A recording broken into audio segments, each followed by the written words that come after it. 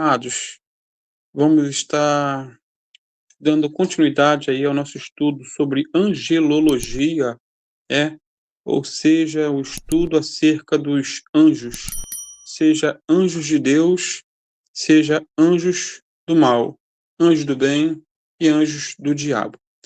Semana passada, detalhe, abrindo um parênteses, né?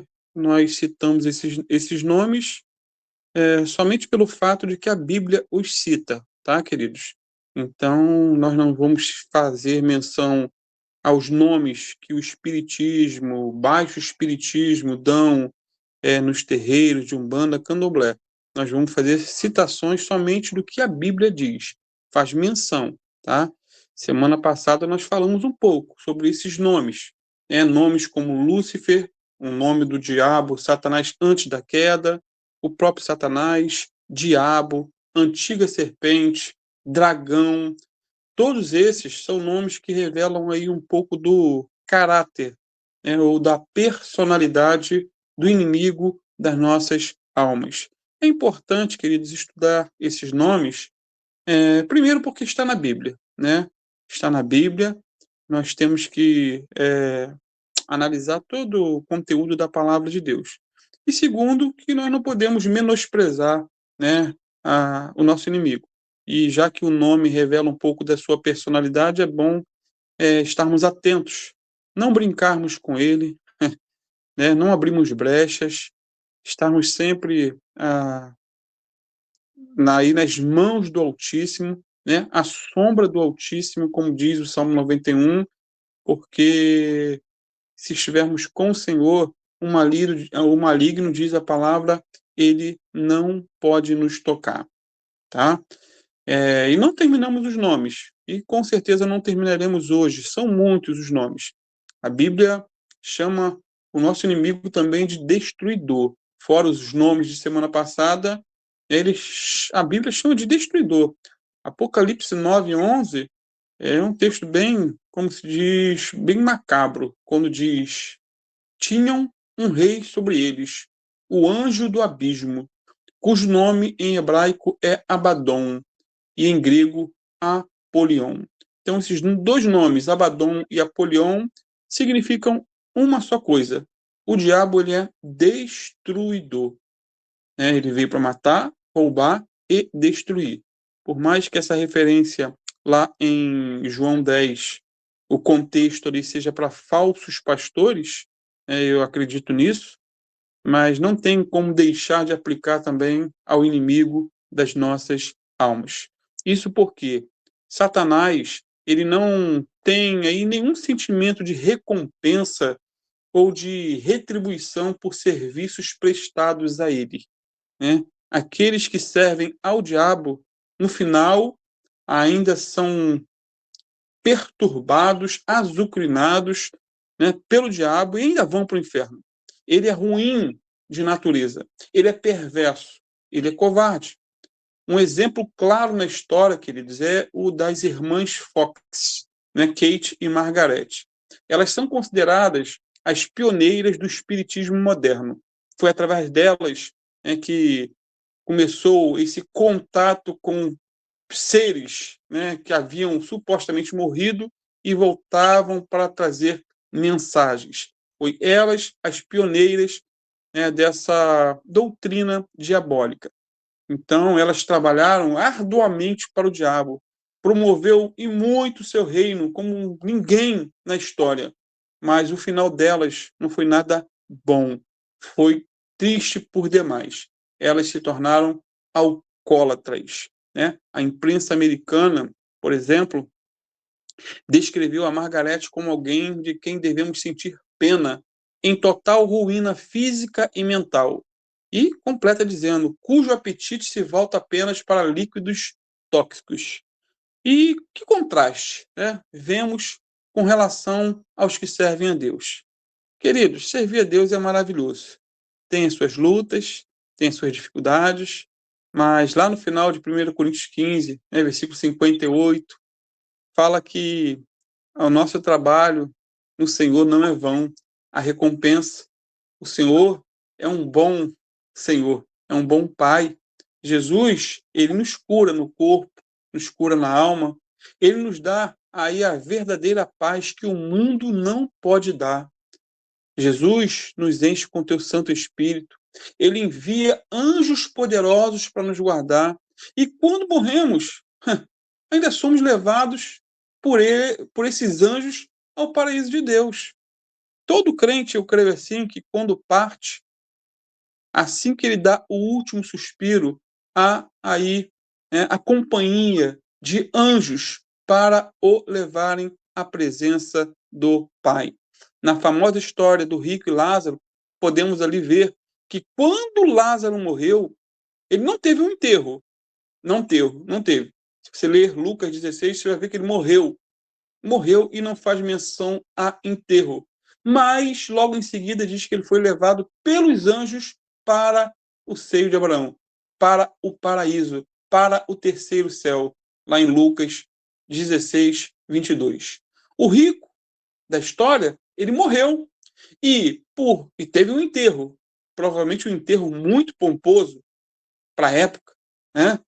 Com um caixão de primeira, né? Com uma lápide talvez de ouro, né, com as carpideiras, mulheres que eram contratadas para cantar no velório de alguém que elas nem conheciam, ganhavam para isso. Mas podemos deduzir que assim que ele deu o último suspiro, ele foi levado por demônios para o inferno. Porque se a Bíblia diz que os anjos levaram, né, Lázaro para o seio de Abraão, por que não deduzir que demônios levaram o rico para o inferno? O doutor, né, Fernando Lemos, né, um proctologista de fama aí nacional, ele relata que já teve experiências com pacientes que, na agonia da morte, diziam ver demônios vindo para buscá-los. Ele diz até que as luzes do hospital piscavam, né, nesse momento. E foi algo não só pessoal dele, até os enfermeiros, maqueiros, as pessoas que estavam ali envolvidas no trabalho ali, viram essas cenas tenebrosas. Pessoas, no momento de agonia, dizendo que estavam sendo levadas por demônios. Então é algo assim bem forte, bem impactante. E, se Deus quiser, daqui a pouco mesmo vou botar esse vídeo em que ele relata esses detalhes, para você não pensar que eu estou inventando história, e ele é um homem sério, ele é um crente, tá? Quer dizer, é um crente da Assembleia de Deus, mas ele dá dados interessantes que criem temor em nosso coração, né? Temor e tremor, e continuemos servindo a Deus. Um outro nome dado ao nosso inimigo é o Deus deste século. Deus deste século. Deus com letra minúscula. Tá? Letra maiúscula é para o nosso Deus. 2 Coríntios 4,4 diz que o Deus deste século cegou o entendimento dos incrédulos, ou dos descrentes, para que não vejam a luz do Evangelho e da glória de Cristo, que é a imagem de Deus. A função desse Deus desse século é cegar o entendimento, fazer com que as pessoas não creiam em Cristo, é produzir incredulidade, ceticismo, dúvida, descrença, literalmente. Então, esse título aqui apresenta Satanás como um líder religioso, né? O Deus deste século, deste mundo. Ele é um líder religioso, não tem como negar. Assim como o Deus verdadeiro, ele tem a sua igreja, assim como o Deus verdadeiro tem os seus ministros, seus pastores, suas doutrinas e a sua hierarquia, Satanás também ele tem a sua organização, né? Por exemplo, ele participa de reuniões. Participa, queridos. Lá em Jó 1,6, diz assim: certo dia, os anjos vieram apresentar-se ao Senhor, e Satanás também veio com eles. Ou seja, é como que em um culto no céu, momento de apresentação dos anjos, e o diabo teve livre acesso juntamente com os anjos de Deus. Então, assim como ele foi ali na presença de Deus para acusar Jó de ser interesseiro, de servir a Deus somente porque tinha aí prosperidade, acredita-se também que em nossos dias o diabo ainda tenha essa mesma liberdade para estar indo na presença de Deus. Não são poucos, queridos, os teólogos que ensinam que o diabo tenha livre acesso à presença de Deus para nos acusar. Não são poucos. Aí, já que há esse relato em Jó, por que não, acreditar nisso? Mais um detalhe, o diabo tem os seus templos. Lá em Apocalipse 2:9, fala de pessoas que são o templo de Satanás. E se ele habita nas pessoas, também habita em alguns lugares. Assim como o Espírito Santo habita em nós, e nós congregamos, vamos a um lugar, mesmo sendo a habitação do Espírito Santo, e precisamos nos reunir, o diabo habita pessoas, mas ele também organiza a sua igreja, a igreja satânica. É interessante que Machado de Assis, certa feita, escreveu um livro com o título A Igreja do Diabo. Talvez esse livro tenha sido um dos que mais me impactaram com a realidade espiritual. Eu li antes de me converter. E ali eu achei muito interessante as colocações que ele fazia. Inclusive, eu estava até lendo ainda agora, Esse livro fala das frustrações do diabo em ser desorganizado. E que de uma hora para outra ele decidiu se organizar. Montar sua igreja física com sacerdotes, com cerimônias, com cultos, como uma igreja. E ali ele tomou essa iniciativa para derrotar Deus. Essa é a ênfase no livro de Machado de Assis. Concorrer com Deus. Ter uma igreja mais cheia do que as igrejas do Senhor. E, por incrível que pareça, talvez baseado nesse livro aí de Machado de Assis, o famoso Anton LaVey, ele fundou aí a primeira igreja satânica em São Francisco, em 1969. Conta-se, eu nunca fui, nem quero ir, que dentro da igreja, toda pintada de preto, o visitante é levado a uma sala bem iluminada, com sólidas paredes negras e o teto todo vermelho, como se fosse o fogo do inferno. E mais, uma coruja empalhada é colocada sobre o caixão preto no final do salão, ao lado de uma lareira de pedra, decorando ali o ambiente. E o visitante, ele é informado que na cobertura da lareira fica aí o altar principal, na qual uma sacerdotisa nua se reclina durante os cultos daquela igreja. E essa igreja cresce. Pouco tempo, um dos pastores do nosso ministério colocou, eu não lembro aonde que se é Maceió, e uma igreja de Lúcifer, uma coisa preta assim, e com aquelas letras vermelhas. É a igreja do diabo ou igreja luciferiana, alguma coisa assim. Então, no Brasil já chegou essa coisa doida. Inclusive, voltando aí para a igreja satânica, o Anton LaVey, o que fundou aí a igreja de Satanás, escreveu até a chamada Bíblia satânica, a Bíblia do diabo. Tudo que a Bíblia proíbe, essa igreja aceita. Tudo que a Bíblia condena é praticado nessa igreja. Terceiro, queridos, o diabo, como líder religioso, ele também tem os seus ensinamentos. Lá em 1 Timóteo 4:1 diz que o Espírito Santo diz claramente que nos últimos tempos alguns iriam apostatar da fé e seguiriam espíritos enganadores e doutrinas de demônios. Aqui fala da apostasia, E apostasia é algo terrível. E esses ensinos são, obviamente, ensinos contrários à palavra de Deus. Amados, são muitos os pastores brasileiros que seguem esses ensinos. Pastores brasileiros. E precisamos tomar cuidado. Você precisa tomar cuidado.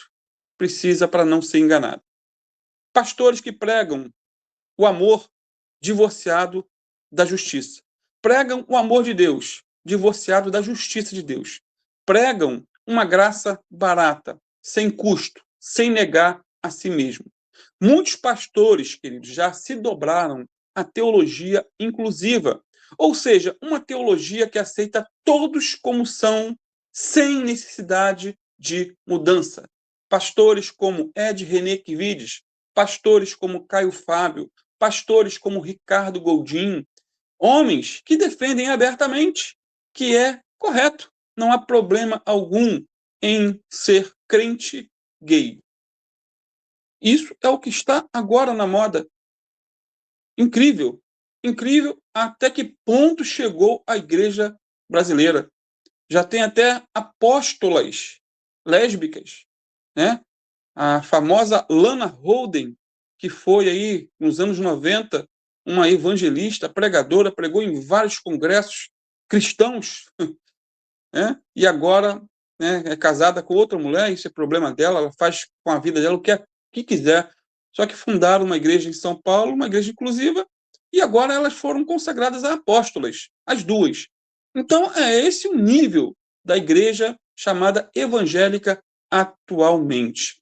E a ênfase dessa teologia inclusiva é: você pode ser gay e pode ser crente. Pode ser adúltero, pode ser crente.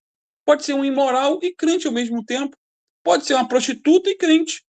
Ou seja, não há necessidade de mudança. Só que o evangelho de Cristo requer mudança. Não é uma mudança operada pela vontade do homem, claro. É sim pela vontade do homem, mas pela ação do Espírito Santo. É o Espírito Santo que nos liberta, que nos convence do pecado e da necessidade de mudança. Até porque Provérbio 28:13 diz que aquele que encobre as suas transgressões nunca vai prosperar, mas aquele que as confessa e deixa. Jesus disse para a mulher adúltera, lá de João 8, né? Vá e continua no teu pecado? Não. Vá e não peques mais. Então, temos que ter cuidado, queridos, com aquilo que nós ouvimos, com as mensagens, com os pastores que você ouve. Cuidado com esse tipo de teologia que pode te levar para o inferno, tá? E mais à frente podemos dizer que as seitas, de modo geral, são influenciadas por espíritos malignos que trazem aí doutrinas heréticas. São incontáveis as pessoas que, por desconhecerem a palavra de Deus, no seu geral, deram ouvidos a ensinos de demônios, passaram a pregar esses ensinos, ensinar, e foram prósperos, porque o diabo, ele é sagaz, ele é ardiloso. Nessa igreja aí satânica, né, seus adeptos, eles têm aí a sua própria Bíblia, como já dissemos. A sua mensagem, a mensagem dessa Bíblia satânica, é sempre antônima aos ensinamentos da Bíblia cristã. E mais, né? O diabo, como Deus deste século, ele tem até os seus ministros. É assim como o Deus Todo-Poderoso tem os seus pastores, seus obreiros, seus missionários, evangelistas, né, diáconos, diaconisas. O diabo, o Deus desse século, esse líder religioso, né, chamado diabo, demônio, capeta e assim por diante, ele tem os seus ministros. Por exemplo, nessa igreja aí satânica, lá de São Francisco, um sacerdote de 30 anos, com cabeça raspada, bigode e cavanhaque pontudo, reflete o quê? A imagem conhecida do próprio diabo. Né? Esse sacerdote, ele é um adorador declarado de Satanás. Em 2 Coríntios 11, versículo 14 e 15, nós vemos que Satanás pode se transformar em anjo de luz e que os seus ministros em ministros de justiça. Ou seja, os ministros do diabo podem se transfigurar em ministros parecidos com o ministro de Deus, pastores de Deus. Coisa de maluco, querido. E isso nos revela o quê? Que nem todos os que se declaram pastores de Deus, na verdade, são pastores de Deus, mas pastores do diabo. Então, temos que ter cuidado. A Bíblia diz o quê? Não é pelo que se fala que você conhece uma árvore, mas é pelos frutos que você conhece. É pela vida, pelo estilo de vida, pelo caráter. É comendo 1 quilo de sal com o sujeito. É isso aí, queridos. Temos que ter cuidado. Um outro nome também que a Bíblia dá ao inimigo das nossas almas, para terminar, semana que vem vamos falar mais sobre esse assunto, é Beelzebul. É uma palavra feia, Beelzebul. E quem disse isso foi o próprio Jesus. Mateus 10:25. Basta ao discípulo ser como seu mestre, e ao servo como seu senhor. Se o dono da casa foi chamado Beelzebul, se referindo a ele mesmo, né? Se eu próprio, filho de Deus, o teu Salvador, se eu fui chamado de Beelzebul, quanto mais os membros da sua família. E essa palavra Beelzebul significa senhor das moscas. Esse é o significado. E na figura de Beelzebul, Satanás é visto particularmente como o maioral dos demônios. Isso sugere que o enorme exército de espíritos demoníacos que estão sob o poder de Satanás. E o mais triste é que Jesus foi chamado desse nome pelos líderes religiosos da sua época. E nós poderemos ser chamados de nomes piores do que esses, por servirmos a Cristo. Que Deus tenha misericórdia de nós. Que todo esse estudo sobre esses nomes venham somente nos preparar para o que há de vir, nos munir de armas, a arma do jejum, da oração, do clamor a Deus, da dependência do Senhor. Não é para temermos o inimigo, mas para conhecermos as suas estratégias, seu modo de agir, porque em toda guerra, essa é o ponto principal, conhecer os pontos fortes e fracos do inimigo. E essa é a nossa missão. Amém, queridos? Que Deus abençoe. Oremos. Pai, em nome de Jesus, te louvamos, Senhor, por mais uma pequena porção desse estudo da Tua Palavra. Estamos citando somente a Tua Palavra, Senhor, com algumas ilustrações. Pai, que o Senhor venha nos guardar mais uma vez. Que o Senhor venha nos livrar de todo mal. Nos guardar, Senhor, de toda tentação. Nos livrar do maligno, Senhor. Tua palavra diz que maior o que está em nós do que aquele que está no mundo. Pai, ajuda-nos a perseverarmos até o fim, a não retrocedermos em nossa fé, a não fazermos, Senhor, como tantos pastores que antes tinham uma vida ilibada, pregavam uma mensagem pura, o evangelho na íntegra, mas que apostataram, como diz 1 Timóteo 4:1, que nos últimos tempos alguns iriam apostatar, iriam se desviar da fé por darem ouvidos a espíritos enganadores e a doutrinas de demônios. Senhor, guarda nossos ouvidos, Senhor, de ouvirem mensagens do diabo. Queremos ouvir, Senhor, a voz do Teu Santo Espírito no nosso ouvido, nos dirigindo, nos ensinando. Ah, Pai, para a Tua glória, fica conosco nessa noite, renova nossas forças e abençoa-nos, Pai, é o que eu te peço, no nome precioso do Teu Filho Jesus, que morreu na cruz em nosso lugar, derramou seu precioso sangue para nos comprar de volta para Ti, Senhor. Muito obrigado por tudo, em nome de Jesus. Amém, amém e amém.